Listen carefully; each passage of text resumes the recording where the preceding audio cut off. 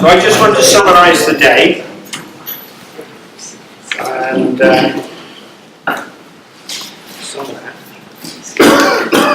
okay. So first of all, we want to thank you very much for coming. Helmut will give a very brief. Yes, Helmut will give a very brief summary at the end. But I hope you enjoyed the day. It was quite an interesting set of sessions. So the morning was divided up into specifically a reminder of interoperability from Hugo de la Rete, with particular emphasis on why it is urgently important, and a reminder of the legislation.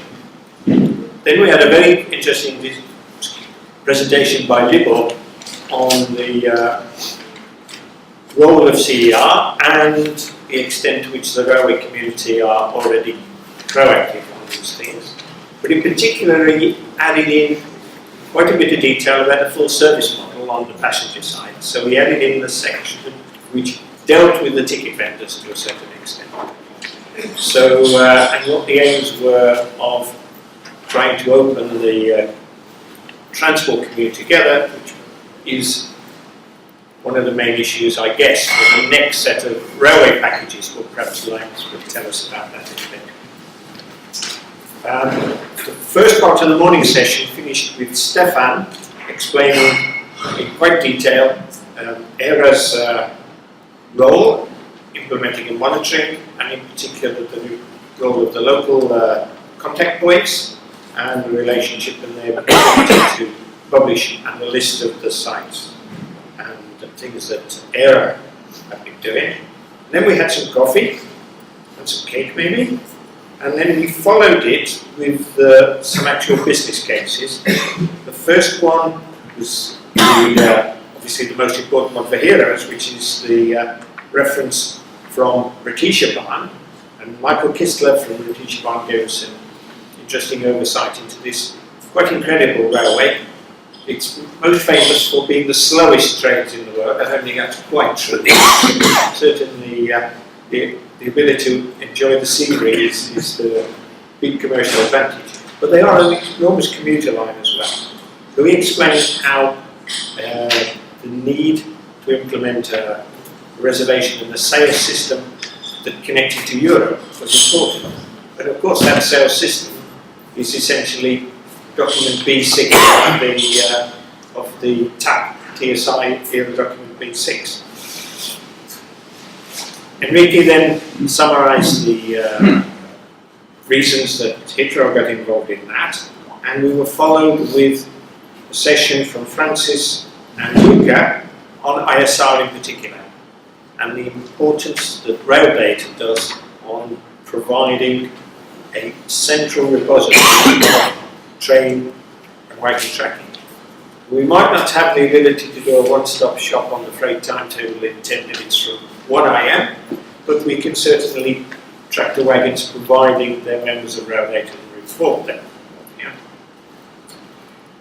Finally, no, not quite finally, semi-finally, I gave an update to the job we've been doing in Britain on actually planning to implement the whole of the TSIs for planning and operations. So we've got a big program. I keep making phone calls and my phone's on at the moment in case I get back that we've been authorised. The program is being authorised today. So if you see me suddenly rush up and get excited, it's because it's authorised. If not, it means they've asked more questions. So that's why I've switched my phone. But yes, the intention is to have a whole program for the country. So that will be interesting in trying to implement more than 60 different IUs, and it sounds like it'll be more than what I am as well. Then we had the real actual delivery from CD Cargo and SMBC. They've actually implemented, perhaps not every nuance in TSI, but it seems to be a lot more in a short time that we plan to do over about 3 or 4 years. So congratulations, Milos, and to Beto and to your colleagues. And I'm slightly jealous, just slightly, but not too much, you know. I'll cope.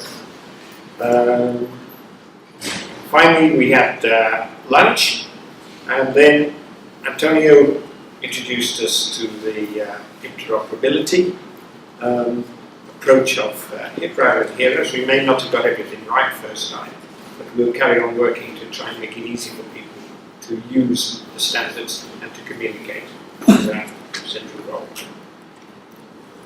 Then we moved on to the panels. So we had a panel on infrastructure, which was chaired by Botov, and which had a number of questions, quite a lot from the floor actually, on the first the problem about, can I just make one IM request and get my European path? And the answer is partly that. Secondly, is it to complete an understood path? And the answer is, well, RIMF, when it comes along, will enable you to validate your path across all the countries. That's not that far off.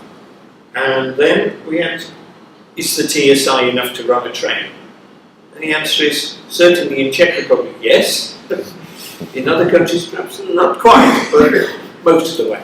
I don't think we ever went below 85%, and we reached 100%, so it's actually not bad. Sort of, in English, you would say 8 out of 10 or 9 out of 10. And we finally then got into the issue about the flexibility of interpretation by the IM and the interesting discussion on train ready. Again, we need to follow the Czech ability to make it happen, and we need a way of persuading when optional messages are there are used to actually participate. The next session was quite different in character in that it was actually chaired by Ugo Preche, and it had a panel of eminent experts, both from the ticket vendors and from the EU, and an expert in the impressive form of Andres. Yeah? No, Andres, you were the last one, didn't you? That's right. Who was the fourth one? Ah, yes. From SNDC again. It was. Anyway, it worked on the issues about passenger future, the future of ticket vendors. And we had a very nice comment which said, well, it's moving, but it's moving quite slowly, and perhaps it could move a little bit faster. But there's a bright future for it, an optimistic future from the ticket vendor side. And then we're working as fast as we can on the customer side. There was always a good set of comments from Linus on the how to make people aware of interoperability and how to make the Revit community believe in it and start to make it happen. Certainly the issue about whether it makes things easier and how we keep up the changing technology will continue to hit both the suppliers, the customers and so on. So changing technology and how we keep up to it is perhaps going to be partially addressed in the last session. But the important thing is that there is cooperation in the sector and it's encouraged. So on awareness, we heard specifically about a communication plan which is now going to be rolled out and make smaller operators actually aware of the regulation and their obligations. And I think this will we'll see what happens. We've still got some time before 2018, but not much time, I don't think. As we discovered, 2015, between 2015 and 2018 means you're working very hard and parallel on a number of tasks. The freight was the last session on those, chaired by Petr Čevinka, with the good old duo of Francis and Luca, and also Andres, got that right this time. And it was the question of the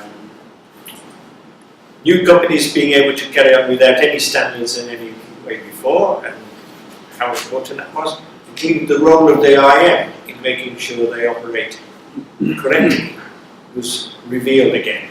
So that was quite an interesting arrangement, because generally they turn up with a locomotive, they've got a locomotive for their driver, they can run a train. Yeah? They don't need anything else. That's the issue to be thought about. How to make the huge number of RUs work together, and the role of things like web tools, and were they really TSI? Was further discussed back. We agreed for small RUs, that's probably quite often the only thing that they might be able to communicate with. And the final question concerned a project I remember from many years ago called HIPS, which is end delivery, customer guarantees and so on, and obviously X-Rail playing a part in that at the moment. And it is sort of part of the TSI and sort of not trip plans. So that's something maybe rarer to think about in terms of to what extent is it voluntary and to what extent it might not be. How can you help the sector to help itself? So I think that was the end of the afternoon session, and I hope that was quite the end. Sorry, Linus is talking now, but that is a sort of summary of all the activities that took place over the day. And there's a question from Fred. I missed something. Presentations being made available. I'll tell something about that after the meeting. Right. The truth will be revealed shortly. Okay, any other questions? Okay,